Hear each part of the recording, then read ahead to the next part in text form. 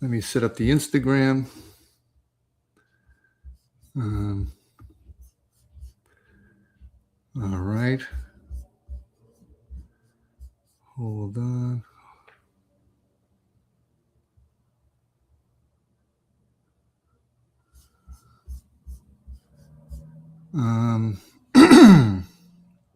What is going on? Let's see. Am I live on YouTube?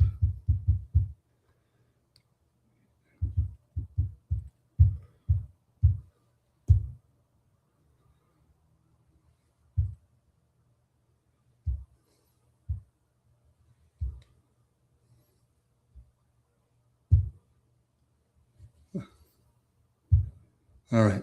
I think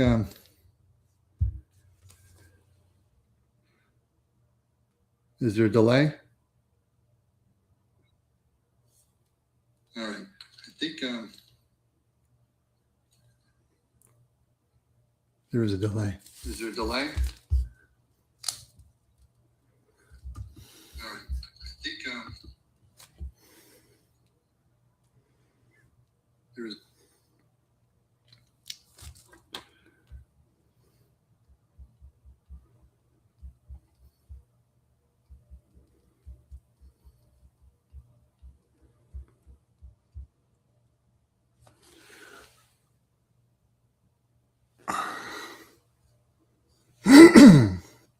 Just testing all the features for those who have signed on now.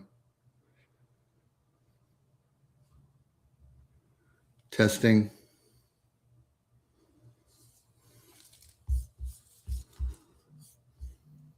Okay. All right.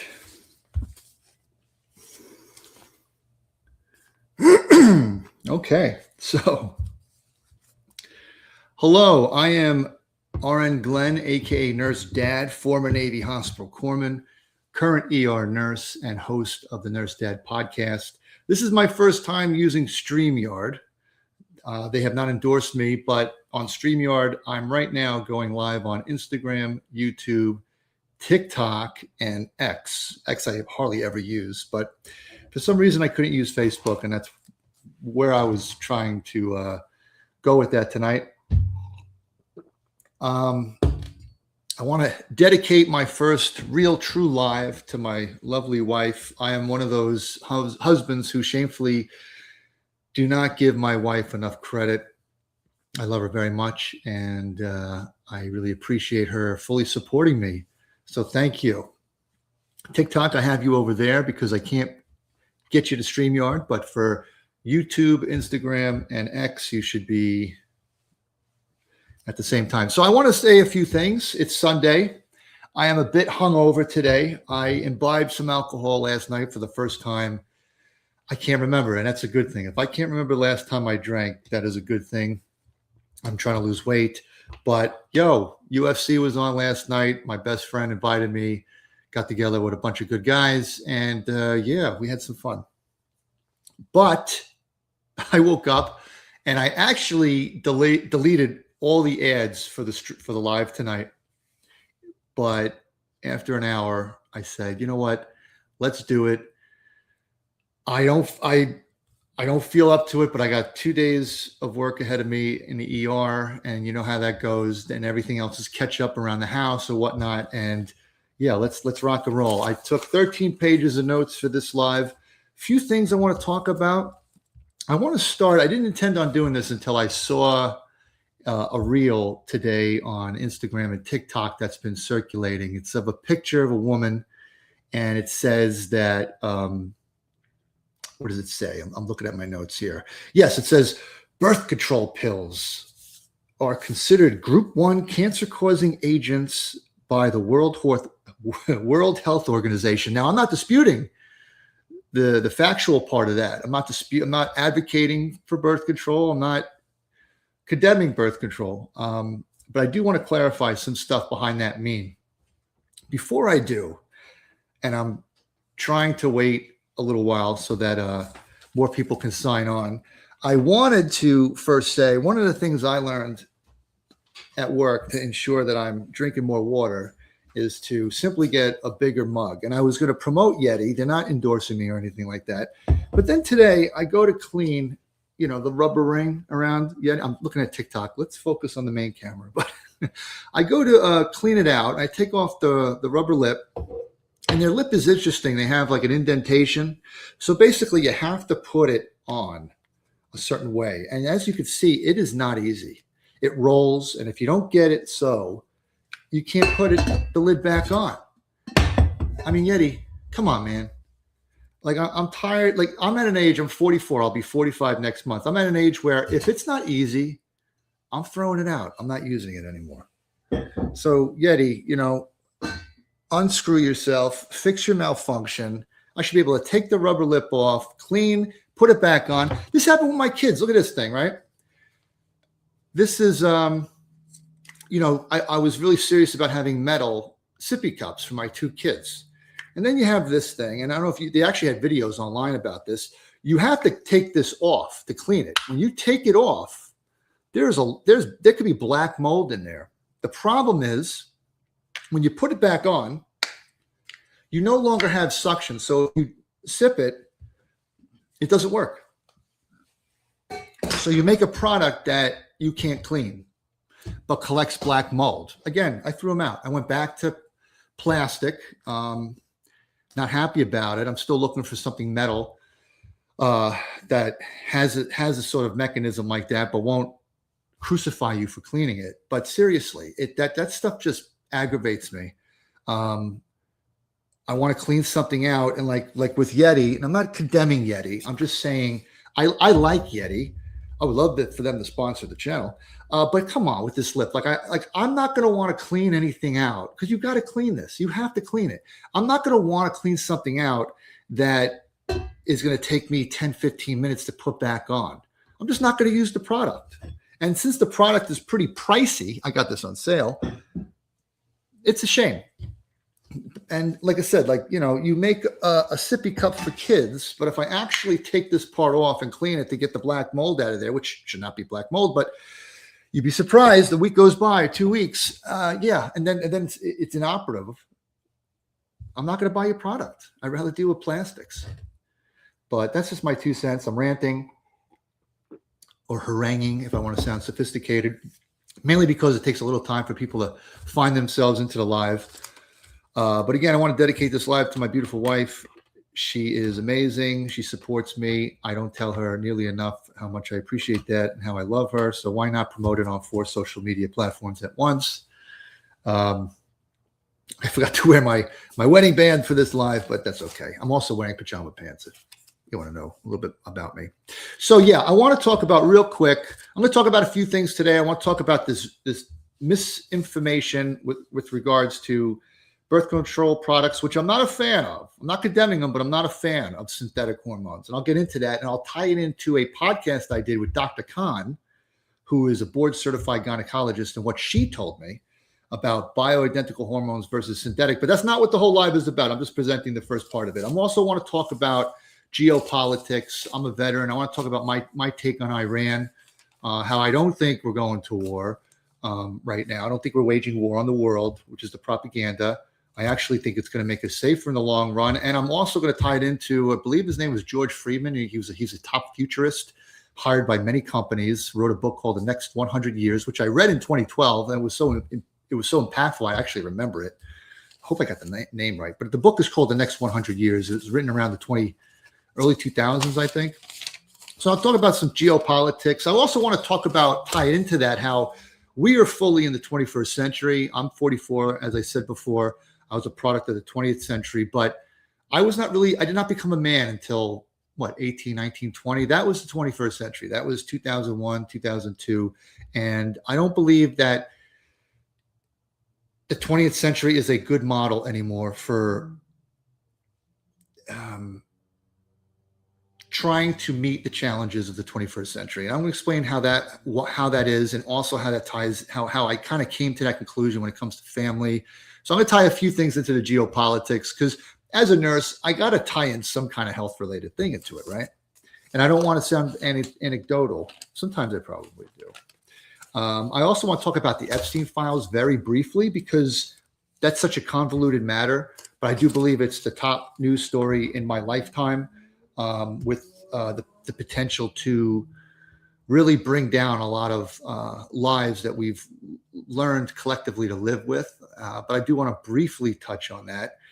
And I want to also talk about burnout within the nursing profession. And I think this applies to all professions. And I don't think it's compassion fatigue or burnout that's making nurses leave in droves. I actually associate that with heartbreak.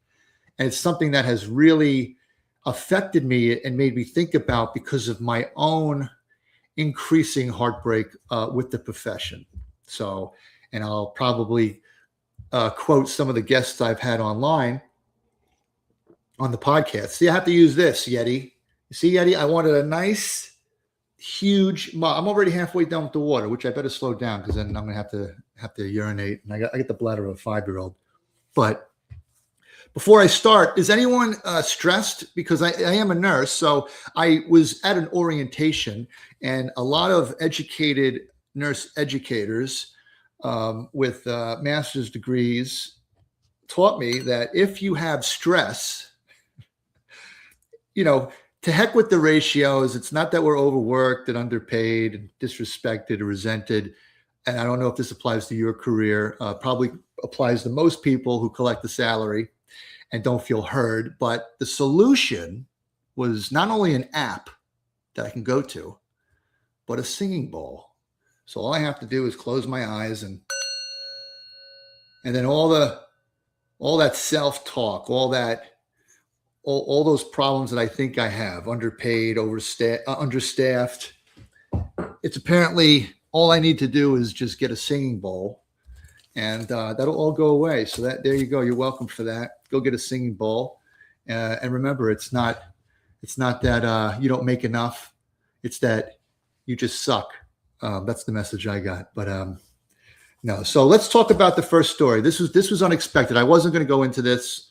So there is a reel making its way on TikTok and Instagram that shows, it basically says that birth control pills are considered group 1 cancer-causing agents by the World Health Organization. That's pretty scary, right? Because a lot of people depend on birth control, or they feel safer with birth control. Whatever their reasons are, no one thinks about it as a cancer-causing agent. And when you see a headline like that, a reel like that, it affects you. At first, I had a head tilt, and then my other more informed conscious, made me seek research and remember things that I've been told, and just basically look things up despite my hangover. So I researched. I went to sites such as cancer.org, National Cancer Institute, the NIH, but I found that a recent article written by a married Gwyn Jones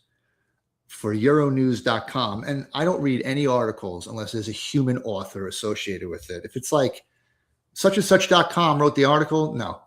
I found that she really summed it up best. So I'm gonna refer to her language somewhat. I'm paraphrasing. But so on social media, the claim was that the pill is a level 1 carcinogen like tobacco, like alcohol and other drugs. And they're basically, the reel is urging young women to just stop taking the pill. So here's the truth. And I'm not reading the article directly. These are my notes. I just utilized the Euronews article for presenting it to you, because it really didn't break it down the best way possible. It broke it down for my nurse dad brain. But here's the truth, because I do think it's somewhat of a mixed bag. It's true, it's untrue. So let's see. Let's see here. Sorry, I got notes here. I'm also going to utilize later on information that I got from Dr. Khan. She was on the podcast. She owns shemdny.com. That's she, MD, like medical doctor, NY, like New York.com. shemdny.com. And I'm going to show you that's the cover of there you go for TikTok. That's the cover. If you go to my YouTube, Nurse Dad, if you hit the podcast logo and you scroll down to that, it's a wonderful discussion I have with her. And we discussed this in detail So I definitely encourage any female certainly to go and watch that episode. It's not even an hour. And any male, because if you're like me, I have 2 daughters. I have women in my life. I want to know about this stuff. But let's fact check that article. So, not true that the WHO just classified the pill as a carcinogen. It's included certain contraceptive pills and substances since 2005. And that's kind of how they get you, right? They and again, I'm not defending or condemning, I'm just clarifying. But I get sucked into that rabbit hole too, because they present this stuff like they haven't told you this before. And you really pay attention. And then you think, because we're so mistrusting for good reason. I lived through COVID. I know you did. We're so mistrusting. We want to believe that, they did it again. These masters of the universe, so-called, who think they can control us. They've done it again. And we cling to this stuff. But the truth is that there are 2 types of hormonal contraceptive pills. Let's examine that. First, the combined pill, which contains hormones estrogen and progesterone, probably the synthetic versions, which I'm not a fan of, as opposed to bioidentical ones. But we'll get into that later with what Dr. Khan said. So there's that pill, right? Estrogen and progesterone. Then there's the mini pill, which contains progesterone only. So really quick, and I utilize Dr. Khan in our podcast. What's estrogen and progesterone, right? Estrogen, real quick, is, and we all have it, right? It benefits heart, bones, brain, mood, skin. For females, vaginal health. After menopause, 70% of women have vaginal atrophy. When estrogen is slow for females, you got the hot flashes, the night sweats, and yes, the vaginal atrophy. Progesterone is a calming hormone. It keeps the estrogen in check, right? It helps with insomnia, irritability, because estrogen promotes the growth of the lining of the uterus. I'm sorry, I'm referring to my notes because there's a lot of stuff here.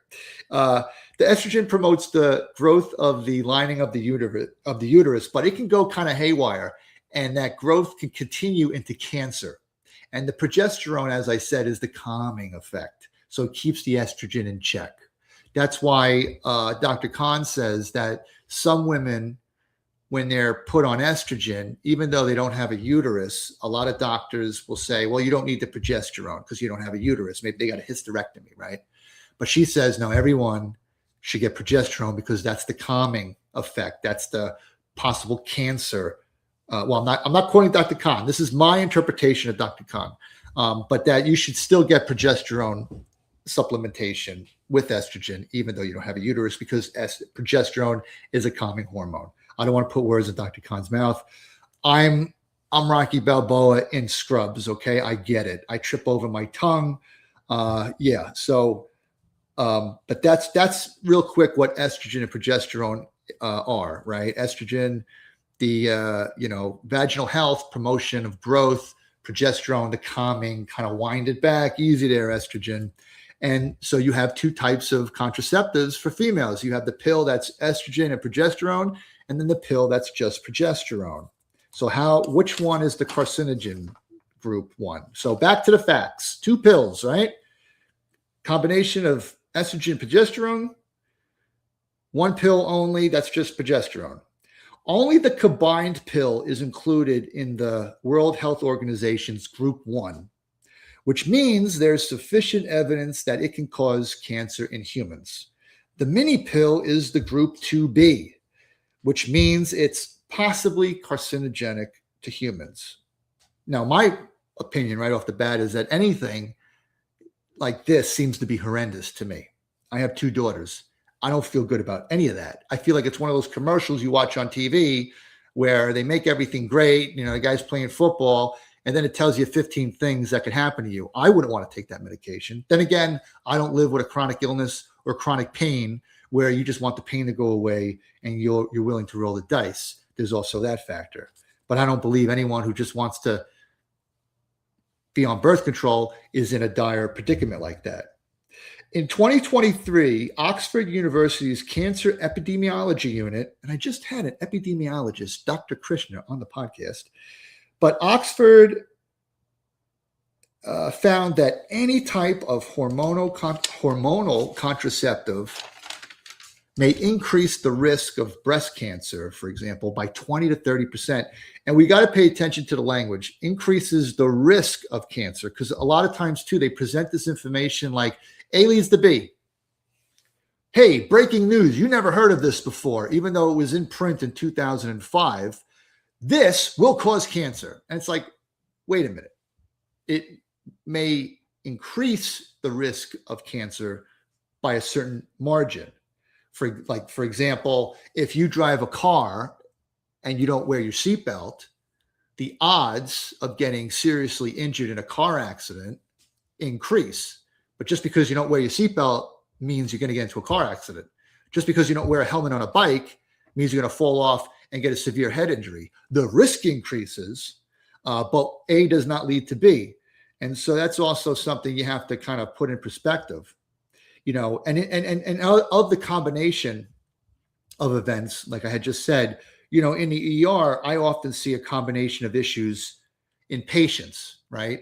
So maybe you take birth control, right? And it increases the odds that you may get breast cancer by 20 or 30%. But also somebody has a sedentary lifestyle and they get diabetes, and then they get tragically a foot amputated from the diabetes, and now they're really immobile, and then they get bed sores that get infected, and then because of the inactivity and the fact that their immune system is shot because of diabetes, and all the medication they're taking, and maybe their diet isn't so well, they get cancer, and then they're going through that, and then also they get circulatory issues like CHF. And if you think that I'm just piling on stuff to make a horrendous end of the world, climate change, world's going to end in 12 years example, that's not true. I see patients all the time where I cannot imagine if my mom had one or two of these issues at the same time, or any loved one, and people are dealing with like 7, 8, 9 horrendous, each one horrendous diagnosis at the same time. So, you roll the dice when you take something. You might take a medication that could lead to an adverse effect, but you also lead a healthy lifestyle. So maybe the risk in you isn't like the risk in someone else.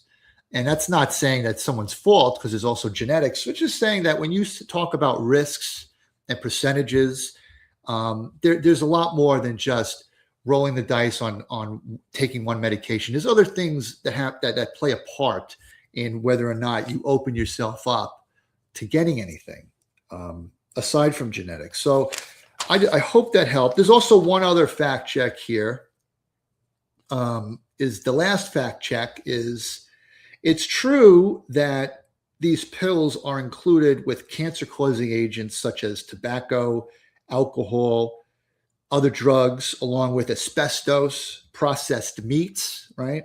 Sunlight radiation. And here's what I didn't know: hepatitis B and C. I did not know that hepatitis B and C were considered cancer-causing agents to this degree. But this is also misleading because they're grouping all these things together. But the WHO, or World Health Organization, doesn't consider any of those as the same type of risks. They're grouped together, but that doesn't mean they're equal. So I hope that helped. I wanted to just clarify something, because stuff like that is really harmful. I think it's important that we evaluate what birth control pills can do. Like, for example, in my podcast with Dr. Khan, shemdny.com, I recommend everyone go to that website. We talked about how, she was at the forefront of getting the black box labels removed. You might have read that recently in the newspaper, removed from bioidentical hormones, because people on HRT, females, for example, on progesterone, estrogen, and testosterone, there was all this fear about blood clots and cancer.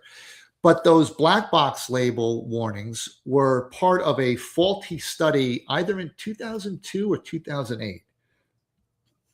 It was the early 2000s, but it was based on birth control, which are synthetic hormones. Now, do I think synthetic hormones are as safe as bioidentical hormones? No, they're not. And a lot of birth control utilizes, bioidentical hormones. I mean, no, birth control utilizes synthetic hormones. I don't think anything synthetic is probably as good for the body as bioidentical hormones. And Dr. Khan and a lot of people like her, they got those black box warnings off of the bioidentical hormones that they use because they are not synthetic, aka man-made hormones. And what do you know? Man-made hormones are increasing the risk of cancer, like processed meats. Wow, what a shocker. But I think it's important to, I just wanted to put some perspective on that, what the truth was, the fact that this information's been out for 2 decades, over 2 decades. There's a difference between synthetic hormones and bioidentical ones. And one of the things that Dr. Khan had said, real quick, and then I'm going to move on to the next subject, was that one of the things that can occur is when you're on birth control, even as a teenager, when you're limiting the amount of estrogen, right, that causes the growth of the uterine lining and periods, is why you don't really get a period, right, when you're on estrogen, when you're on birth control. You're denying your body over a long period of time its proper hormonal levels. And 20, 30 years later, that could have horrible results like cancer. So like food choices and other decisions, these are risks that we have to decide on. And, I'm not in the field of contraception, but why are we using synthetic hormones in birth control? Is there another way? Is it, we know what synthetic hormones can do, the risks, like I said, the black box labels applied to them. Why are we still using synthetic hormones in birth control? Is there another way? I hope there is. And maybe they're already doing it. I don't know. But I saw a meme and it was making the rounds and I wanted to offer some clarification on that. Okay. Well, again, what's this on TikTok? Since when do nurses get scrubs in their names? Actually, it's not uncommon. I mean, we wear badges, right? We wear badges with our names on them. I don't know. Maybe these aren't my actual work scrubs. Maybe I got these scrubs for a podcast that I do. Maybe. Physicians certainly do. So let's see. I want to talk about Iran. Geopolitics. Triggering. But this is not a safe space. We respect everybody, but this is not a safe space. So, I'm going to offer my 2 cents on this because I'm a veteran. I'm an informed citizen of the United States of America, and I have emotions about it. So I will make a statement, and then I will state my opinion. You don't have to agree. That's fine. This is a celebration of the freedom of speech. But I will explain my statement if you give me a moment. So I'm going to make a statement, and then I'm going to explain my reasoning. And I support the liberation and subsequent American control of Venezuela. Regarding the latter, the control part, I see that as a short-term thing. Maduro was a dictator. He was actually voted out. He stayed. He killed a lot of people. And he put China in our hemisphere. One of the things I learned in the military is that much of the world does not share our beliefs that people should be able to state their opinions without fear of death,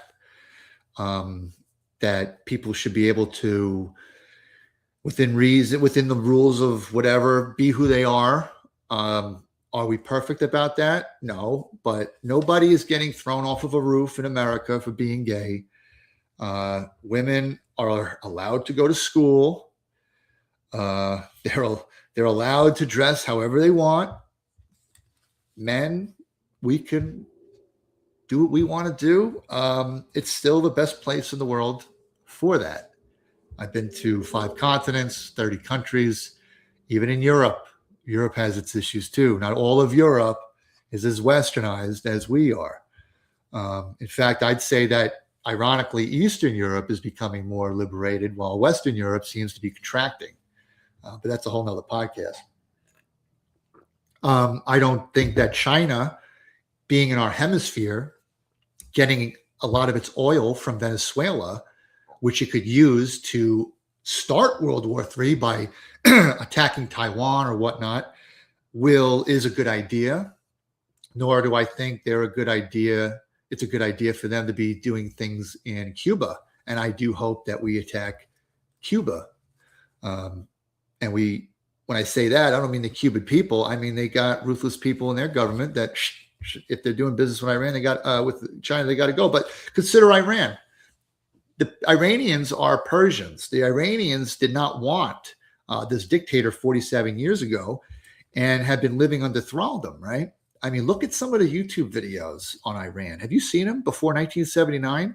Women are in universities. Women are wearing mini skirts. People going to bars, smoking cigars. And then as soon as the dictator takes over, it's just total thraldom. And they didn't want that. And for 47 years, we're dealing with a guy who's sponsoring terror. He's killed thousands of Americans by this. And, and who's also dealing with our enemy, China. And I want the world to be a safer place. But the military taught me that the world is not going to be a safer place by just having an isolationist policy, by trying to be diplomatic, by trying to pay off our enemies, by trying to outsource jobs everywhere else but here, as opposed to build up their economies. I want a safer world. And I'm just at an age where I'm just so tired of these people, these like Maduro. You were voted out, you stay on. The Iranian dictator. I don't even want to say this guy's name. What was it, a month ago or not even a month ago? The people were protesting. He killed over 40,000 Iranians in the last 30 days. I'm sorry, you got to go. Now, I would not support any of this if it was conducted in a manner that warfare was conducted when I was in the military or after 9/11. Occupying in the way that George W. Bush occupied Iraq or Afghanistan, not into that at all. In fact, if you would have told me before Venezuela, would I support that? I'd probably say maybe it's not a good idea. But clearly, we are in a new era of warfare where Maduro can be arrested within his highly protected compound and brought to a Manhattan jail cell within 24 hours. The Iranian dictator, 47 years of monkey business with this guy, and he's dead in a day. Clearly, Trump, as opposed to Obama when I was in, and I'm not getting political, but clearly he's utilizing the military the way they should be used. And that was one of my biggest frustrations when I was in. I remember there was a time, I think it was like 2010, 2011, 4 Navy SEALs were court-martialed because they brought back a known terrorist leader. He had a fat lip and said that they assaulted him or something like that. Under the Obama administration, those 4 Navy SEALs were court-martialed for that. And I always was frustrated, and a lot of my buddies during it, we were always frustrated with how Iraq was involved. Nobody thought that Saddam Hussein had anything to do with 9/11. And in the beginning, that's why there was the surge in Afghanistan in 2007 or 8. In the beginning, they tried to Rumsfeld, the Secretary of Defense at the time, now it's called the Secretary of War. He tried to lightly send in the troops. So the fact is, they did not operate in a way where they're sending everybody. They're going to be as lethal as possible, as strategic as possible. And we clearly are experiencing an administration, a new era, where the military, the American military, the strongest fighting force in the history of humankind, is going to be utilized the way it should be utilized, where you can kill a dictator in a day, go into somebody's compound and arrest them, and bring them back to Manhattan. for like a court appearance. If we're in that era, I am in full support of getting rid of these bullies. I'm so sick of the bullies of the world. I'm so sick of people who would look at my kids and deny them school, deny them this. You know, I was in countries where I saw kids who were married before the age of 10. I was in a country, I won't name what it is because I just won't do that. I saw a 5-year-old sitting on an old man's lap, and she had a soulless look in her eyes, like just something you don't want to see in a 5-year-old. And I was like, what's going on with that? And someone whispered in my ear, like a local, that's the man's wife. Yeah. So, I mean, I've been saying it for, I don't want to get too political, but I've been saying it for years. The whole dressing like this, I don't buy it. I don't buy it. It's not culture.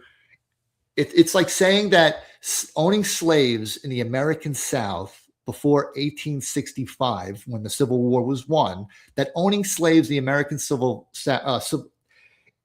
owning slaves, the American South at that time was part of Southern culture. That was not Southern culture.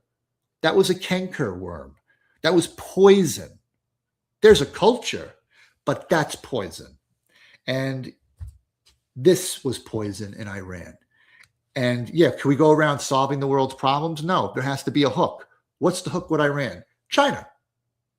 China. China. China is our enemy. I'm sorry. It is. In 1997, they entered the World Trade Organization. I was in high school, 11th grade. I remember reading that article. Even then, I said, this is a disgrace. A country with such human rights violations being allowed in like that, which is basically a promise that you were going to build your country up. Because in the Soviet Union, if you recall, it was like, as long as you're communist, as long as you're,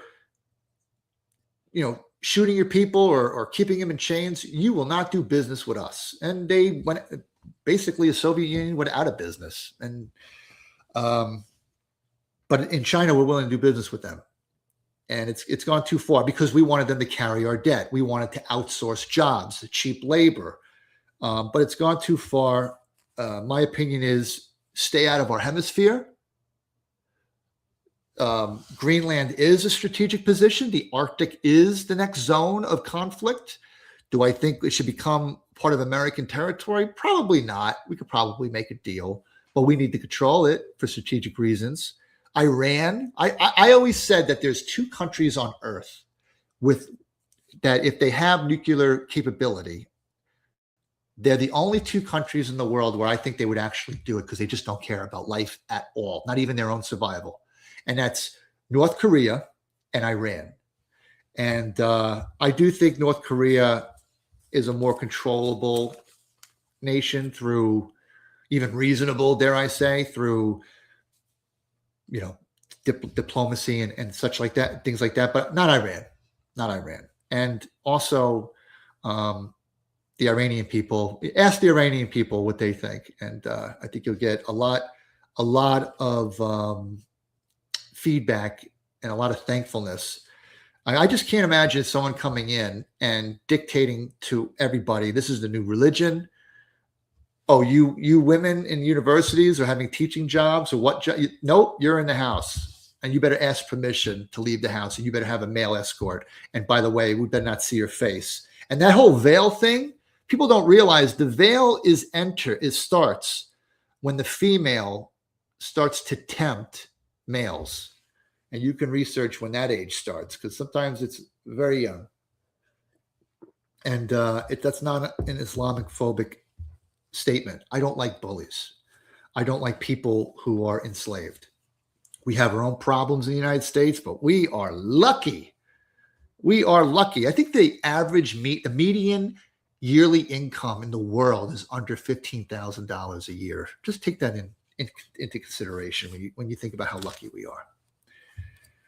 I've set foot on terrain in the world where it's like, oh, you can almost feel the fact that you have no rights here. Like, you better watch what you do. You better watch what you say. countries you don't even suspect it. I was in Singapore twice, and one of the briefings we got in Singapore, and you're thinking like, crazy rich Asians, right? Very technologically advanced little island nation. We were told that any sort of touch to a female, like a shoulder tap or a brushing past somebody on the train, you can get arrested and caned for. And a lot of women in that country, well, not a lot, but there are scams where the woman will claim you touched her, and if you don't pay her, she'll tell the police, and you will be arrested and you will be caned. And just think about that. How far do you want to go down the rabbit hole? It's illegal to spit. Singapore is a clean place, but it's also illegal to spit. So you have to pick and choose. But this is still, I'm against bullies. So that's how I feel. If we're pushing against China and Russia, I'm all for it. Iran was a strategic move. Venezuela was a strategic move. Cuba, we'll see what happens with them. I think the world is a safer place with Maduro out. I think the world is a safer place with the Iranian 47-year dictator out. If you want peace, you have to push back against bullies and let them know that this is the line in the sand, this far, no further. If you were dealing with a bully or your child was dealing with a bully in school, would you want them to negotiate all the time with that bully? Would you allow them, or to a bully who's not negotiating, or would you allow them to give up their lunch money and take those beatings every week? No, you wouldn't. You would teach your kid how to fight, and that's basically what we're doing. My view is that we are out of the post-World War II era, that 70-year sweet spot. We're out of it. When I was overseas, I saw a UN base. There was just Americans there. I think people think that the UN, and like I've seen that picture with like the light blue shirts and the UN helmets of like their soldiers like spread out in a line. That Americans occupied the UN bases. Like the UN, it's not some like fighting force. NATO is not some fighting force. NATO is what I meant to say. They don't do anything. They don't, even those countries in Europe weren't even contributing properly to the funding. Like it's all America. It's all the United States. And so I say that we don't have to involve NATO as much as they think we do, because they're not contributing. I should shut that window. So yeah, that's my 2 cents on that. I think that we're out of the 20th century. We are in the 21st century. The post-World War II 70-year time frame, that's over. I actually think that the war in Afghanistan and the war in Iraq is the culmination of 20th century inadequacy in meeting the challenges of the 21st century.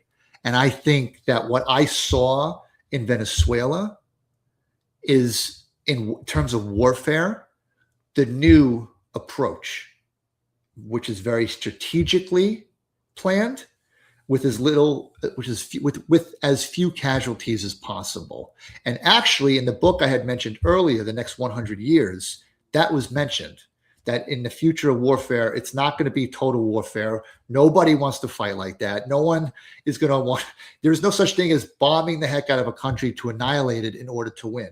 I mean, think about the eastern seaboard of the United States. You could harm us by just shutting down the power grid through a virus, right? You don't have to bomb. Why would you waste all the money bombing up the whole eastern seaboard of the United States? That would be ridiculous. You don't need to do that. So warfare has changed. What I saw in Venezuela really impressed me. I think it's probably one of the best military operations in the history of the United States.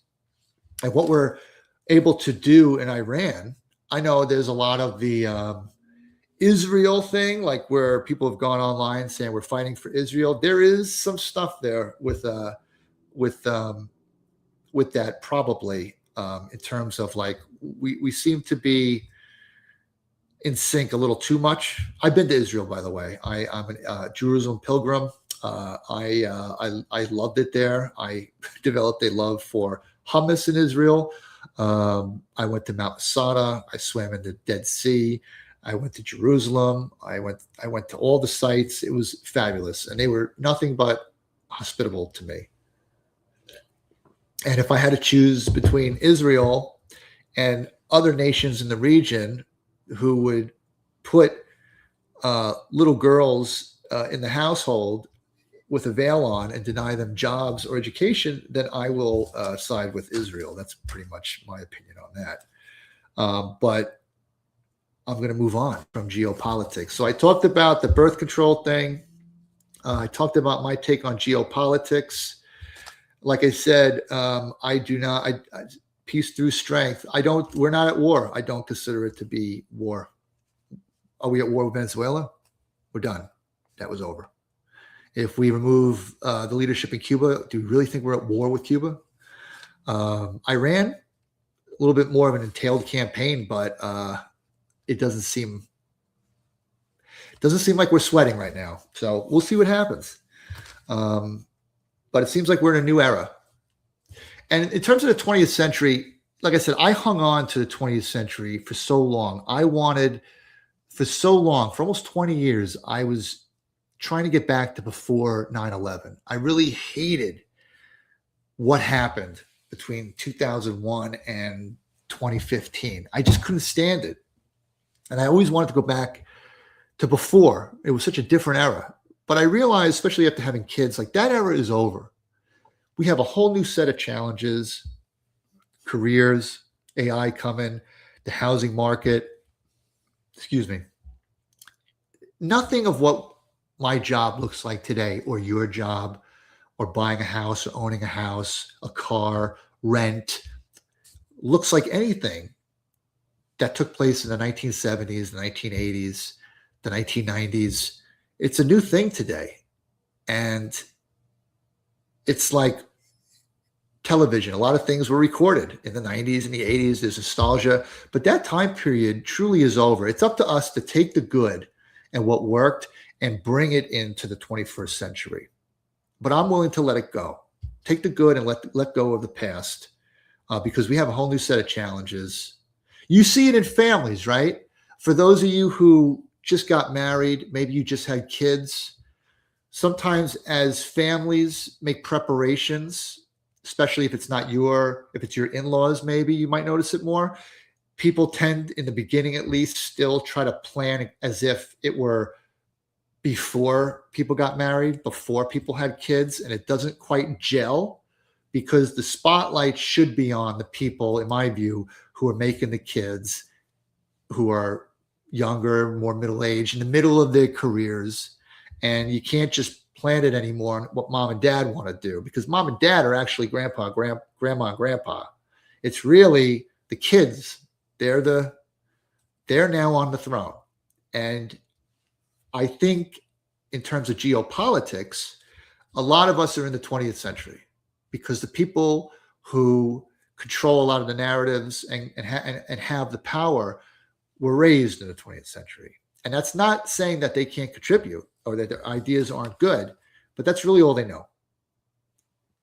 And one of the things I had to admit as a 44-year-old man is that even though I know what it was like before social media, before the internet, I have very visceral feelings about that. I was 16 when the internet came out. So I was of a different generation. But I realize even now at 44, I am more connected to my children's generation than my parents, because we've just started the 21st century. And when you think about centuries, when you think about, say, the 1700s, right? The Declaration of Independence. You think about the 1800s. You think about the Civil War, the locomotive, freeing of slaves,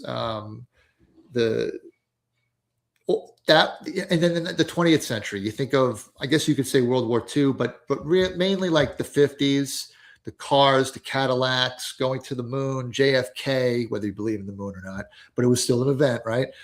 Vietnam, the Reagan era, the internet, Britney Spears, right? All of those events that I just mentioned were the latter halves of those centuries. They were after the midpoint.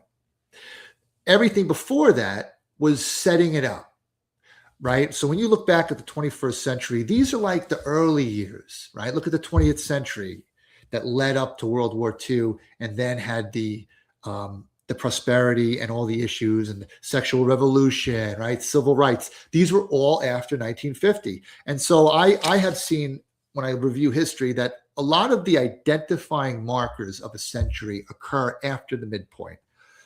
But somewhere along the way in the first half, they had to embrace and accept the fact that they're no longer in the last century. And I think we're finally getting to that place. I think we're finally in a place where we're embracing as a society the century we're living in. And that's at least where I'm at. I get that feeling. When I saw the attack on Venezuela, I was very sensitive about any kind of military intervention because I'm a product of the era of 9/11. But when I saw Maduro arrested as easily as that, because of great planning, obviously, and when I see the Iranian dictator just killed in a day, I have to say that in terms of warfare, we certainly have embraced the 21st century in a military way.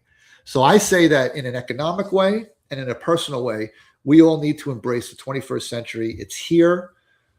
Nostalgia, I have no need for it anymore. I only want to look forward. I only want to make the best world for my kids. So, okay, that was definitely a harangue or a rant. But that's my take on the geopolitics side of this. I hope people aren't screaming that I'm a fascist or something. You got to love that today, right? Yeah. If you don't agree with me, you're a fascist. But I don't know. I hate bullies. I was bullied as a kid. As a younger kid, I was bullied. And in terms of the world, I can't stand these crackpot dictators. I just want them gone. You know, we had to deal with them decades. I just want them gone. Every single one of you, you're done. You mess with America, you're done. And you know, with all the criticism, I will say, think about this. Just let this sit with you tonight. It's in America's interest that Venezuela makes its own decisions, right? And no longer is living under a dictator. It's in American interests that we get rid of this Iranian dictator and give the government back to the Persians. But it's in the interest of China that evil people remain in power. So just before we sell our own country down the river, let's just take a moment to acknowledge that countries that have greater freedom work out for us, and countries that we are opposed to oppose freedom. So I just want to put that there. I know it sounds a little anecdotal, but I am excited about this new form of warfare. It was predicted in the futurist book, The Next 100 Years. I definitely recommend that that anyone reads that. By the way, I did mention with the whole regards to Dr. Khan and that podcast with the birth control, I am going to link Dr. Khan, the podcast with her, probably not tonight or tomorrow, but definitely in the future, maybe this week. I'm working two shifts in the ER back to back, so I'm going to try my best. But I will at some point have a link in the podcast. But if you go to my YouTube, hit the podcast icon, scroll down to Dr. Khan. That's a great episode. I want to talk about the Epstein Files quickly, like 2 minutes, because originally I was going to print out emails from the Epstein Files, but it's such a convoluted subject that it's impossible. But what we know is this. We know that I consider it one of the greatest news story in our lifetime, but we do know that human trafficking of underage females occurred on that island. So my opinion is if you were on the island, you're guilty. I'm sorry, especially multiple times. And if you're someone like Bill Gates and you're leading vaccine research, we need to get you out of there. There's actually a guy who sits on the board of one of the healthcare systems here where I am, who was listed in the Epstein Files. Just like there was a doctor in a very large healthcare system in New York City with links to Epstein. Why are they still employed? A nurse can get punched in the face and tackle a patient in order to run away and will be fired for that. But people who wear suits and ties can go to Epstein Island and still retain their jobs. I don't understand that. So that's all I'm going to say on that. I have zero tolerance for anything Epstein or anybody associated with that. Now, my last subject, I wanted to talk about what I think is the reason why so many nurses are leaving the profession. And I think this applies to a lot of careers, not just nursing. But keeping it in the subject of nurses, I don't think that it's necessarily burnout or compassion fatigue. Those are the two heavyweights that we're told a lot, that burnout and compassion fatigue are the main driving forces for nurses leaving the profession in throes. I don't agree with that, and I'll tell you why. One, the ability of people to endure struggle is phenomenal. To be poor, I'm going to quote James Baldwin. He said, "To be poor in Europe is a misfortune. To be poor in the United States is a shame. You take on a great shame. You're treated very harshly. I've been poor in the past several times. I've had to be on government assistance in my younger years. It is expensive to be poor. It's very pricey. It is not cheap to be poor. That's a hard life, but people endure it, and hopefully a lot of people get past that. People suffer. They go to John McCain, prisoner of war for 5 years, right? People who are just homeless, and that. I remember when I first moved to New York City in 2001. This is actually an interesting story. There was a woman who was homeless, and on the A train, she would just walk from car to car begging for money. And I saw her doing this for like 3 or 4 years.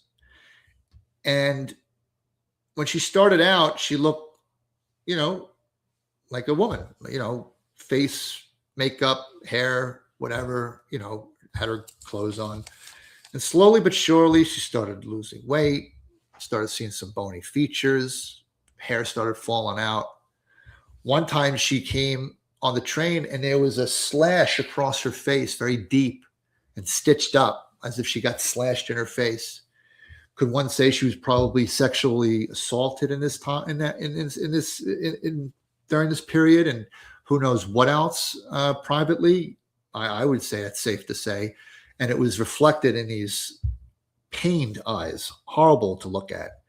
But she went on. She carried on.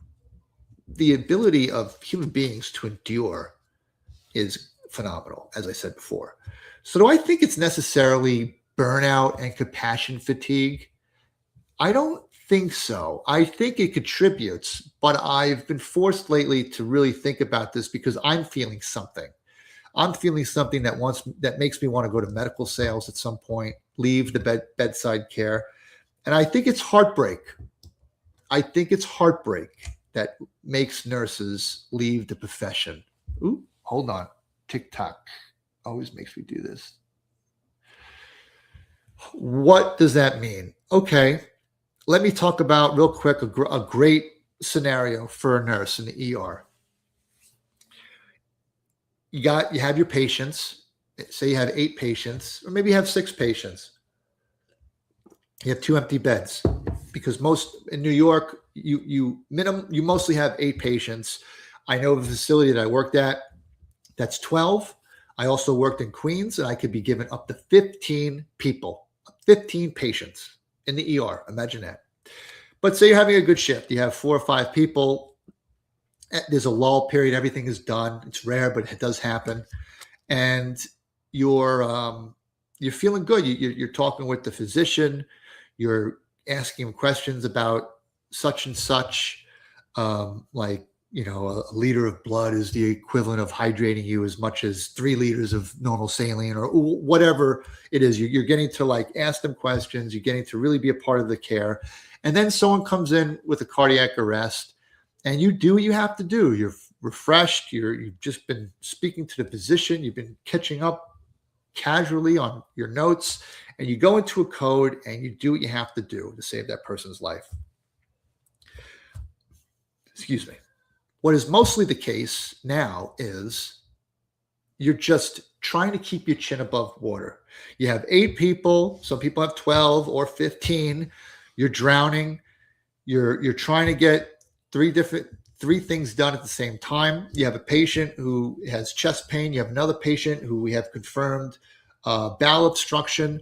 Someone has a brain bleed that has to get transferred to another center. There's an alcoholic patient or a drug addicted patient who's going nuts, and they have a 1-to-1, but now they have to be strapped down.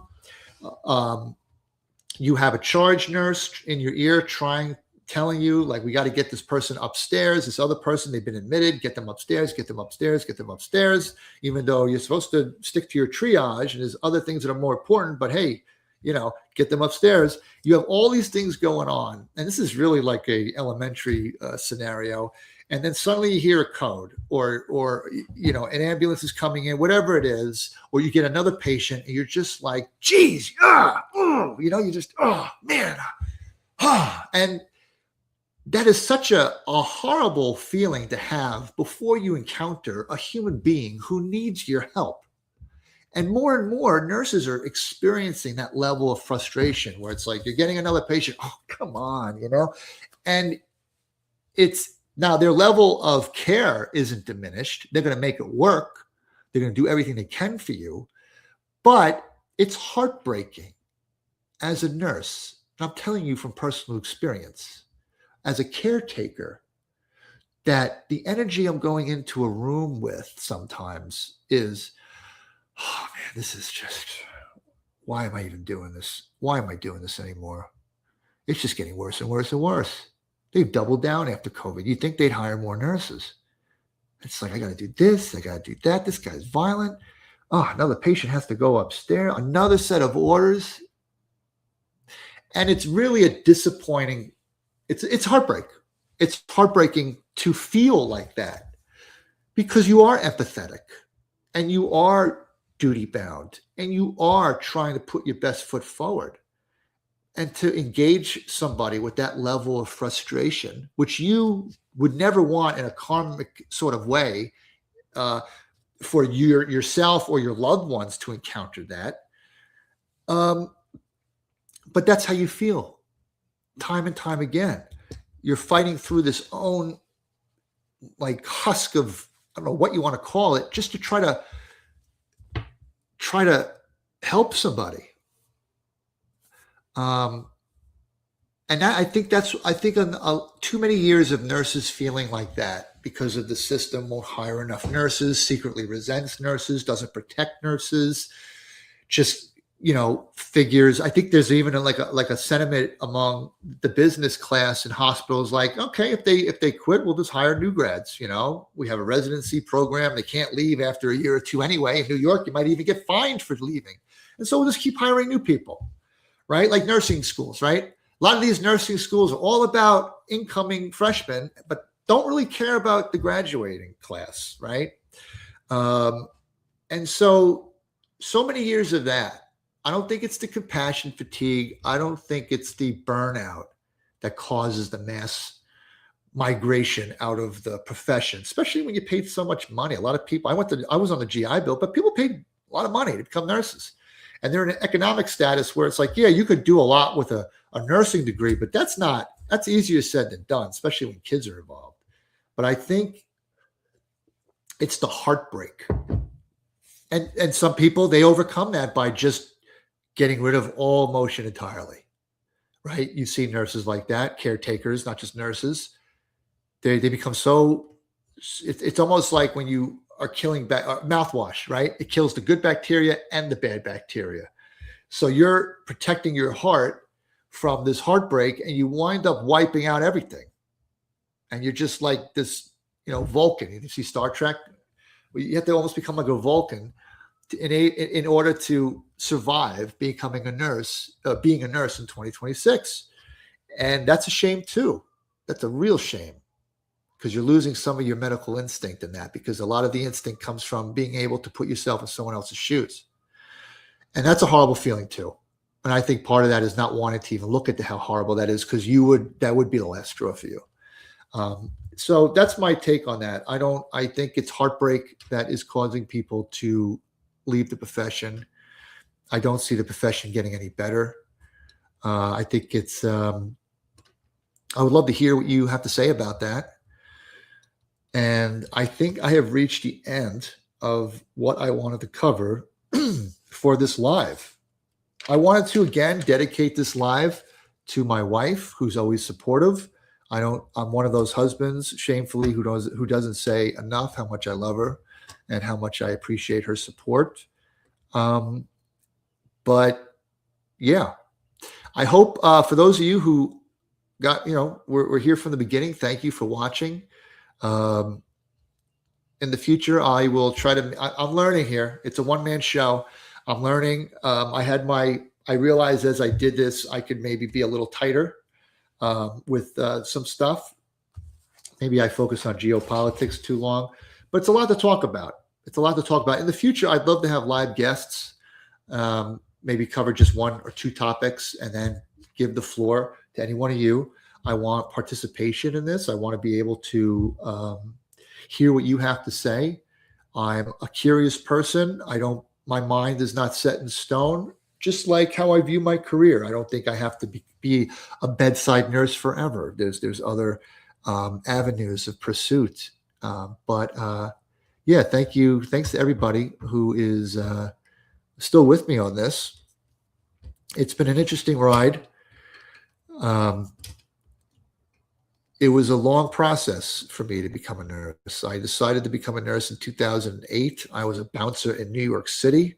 I was shadowing an EMT in a club one evening because there was a guest DJ and there were a lot of dehydrated people, drunks, meth heads, as we called them, also other meth heads, aside from the people who were drinking or other people on drugs. So he had me shadow the EMT just to help him out. And I was very impressed, and I decided to become a nurse. I joined the Navy, and several weeks into boot camp, a senior chief called me and the other soon-to-be corpsman aside and said, "Don't get this Navy stuff in your head. You're going with the Marines." And I learned that the Marines are a department of the Navy, and they get their medical personnel from the Navy. But I loved it. And then after that, I went to nursing school, and I learned that all those military credits do not count. And you will be in Anatomy 101, and you will know you will not be in an accelerated nursing program. And I had to do that. And so, 10 years later, after I decided to become a nurse, I became a nurse. And part of it was I wanted to go back into the Navy as a Navy nurse or move. I was in PA, maybe stay in PA, maybe go to Florida, maybe go to Texas, work at a military hospital, maybe even go back to Southern California, and work at a military hospital and fold myself back into the military structure where my pension would count and things like that. But it never panned out. And I find myself as a nurse with limited potential for growth because of what I value. In the military system, which has its own shenanigans, but to its credit, it does judge you more on your character and your actions. Whereas in the civilian world, it tends to be a lot of bureaucratic finesse and academic achievement. Now, I wish I could say that academic achievement meant that you learn a lot of stuff, but I went to college and, I was taking yoga classes to fill the void and stuff like that. And you learn a lot. You learn a lot in college. I'm not denying that. And you learn to stick with something, which is probably the most important thing. You start something, you finish it. But also, I don't think it necessarily means because you get a master's degree or a doctorate that you're so much better and so much more qualified in becoming a leader. I just don't feel that way. And I really don't want to follow that trajectory. Am I real? I am not AI. And if I was AI, I would have a better haircut. So I find myself as a nurse that values character, experience, and action who really has no place to go within the profession.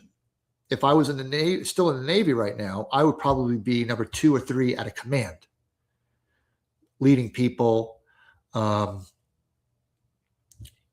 greater responsibility, greater potential for growth. Really feeling like I'm truly making a difference. Whereas right now, I feel like just another spoke in the wheel, and I'm trying to ward off that heartbreak that I mentioned before, because more and more I'm getting frustrated at work or inundated, and I'm not able to accept a lot of the tsunami that comes my way, which is what receiving patients feels like, with the mindset that I want to have, with the feelings that I want to have, which is of welcoming and understanding and wanting to get down to brass tacks and help you. It's like I'm doing that, but I'm also so overwhelmed with the business of being a nurse because of understaffing, which is willfully conducted by the corporate arm. It's not because of the lack of nurses, right? And so that's what I'm dealing with, the heartbreak. I can endure the hard work, all of that. It's the heartbreak that's starting to get to me. You don't want to not feel like a nurse, and you don't want to cut out your heart in order to still keep doing it, because you're not contributing after that, in my view. You're just going through the motions. And can you give me some info on something? Well, Em, that depends. Let me text my wife that I'm almost done. I know she has a lot to do.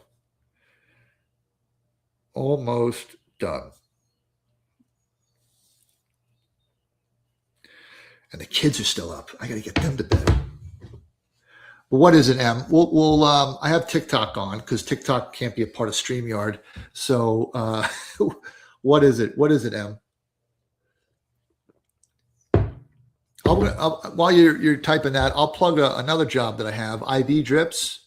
I think it's ivdrips.com. It's a company owned by a nurse practitioner. I go around to your home. I do IV infusions, migraine control, basic infusions, NAD infusions. I also want to start doing events at gyms, because I find that I'd be the best there, and I would like to make my days work for me. So it'd be a lot better to just go to a particular place and have an event and multiple people come at the same time. But IV Drips, look them up. I was sprinting a 4-to-1 relay, and I was anchor. As soon as I got the baton, I heard a pop in my hip. Well, I'm not a doctor, but if you feel different, go to the ER or make an appointment with your primary care provider. That's all I can say on that. It's funny, the AI summary on TikTok: a former bouncer shares his career path from nursing to leadership. I was a former bouncer, I will say. I was a bartender too. And I say that anybody, no matter your profession, if you follow the rules that make you a successful bartender, you will excel at anything, whether you're in infantry or the C-suite at your corporation. But I think that's about it. I hope everyone got something out of this. These lives will get better. This was an experiment to be able to go on X, YouTube, Instagram, and TikTok at the same time is pretty cool. I will get better at the lives. When I do the podcast, they're pre-recorded and they're glossed up. But this is cool. And with StreamYard, they don't sponsor me. Maybe you should, StreamYard. I can actually have guests come aboard, and I would like to do that the next time I go live. And I want this to be more interactive. I am also the CEO of Blue Harbor Ventures LLC, and I'm going to have merch at some point, educational materials, shirts. I held back for almost 2 years because I had the podcast originally with my first company. It was a nurse travel company. It was only open for a year. I learned a lot. Wasn't going in the direction that I wanted it to go, mostly because I had a 2-year-old and a newborn. It was very, very not a good time in my life to start a company like that. I closed it down. I learned a lot. No regrets. The website greensidestaffing.com is still up if you want to take a look at it. But I did the Nurse Dad podcast, more like videos, as the media arm to try to promote the company. And I really liked it. So I did a relaunch episode with a friend of mine, Brittany. I worked with her in the ER. She's now doing Botox and fillers. I think her Instagram handle is Your Botox Bestie. You should check it out. Your Botox Bestie.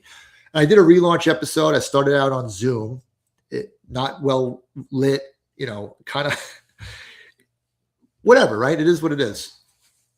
But everything is pre-recorded and edited, and I'm very happy. I finally found the Nurse Dad style, I think, but I held off on any merchandise because I don't want people to think that I'm here for that. I'm here to sell you things, or I'm trying to be a guru, because I have no guru. No way. I don't like the whole guru thing. But I do want to promote the people who have been on the podcast. They're amazing people. From a sailor I worked with who does sales. She's also an MMA fighter, but she's a survivor of domestic abuse. Dr. Khan, who I mentioned, board certified gynecologist, shemdny.com. Go check it out. Gunny Claus, for a retired Marine who now goes around doing charitable things as the Marine Corps Santa Claus.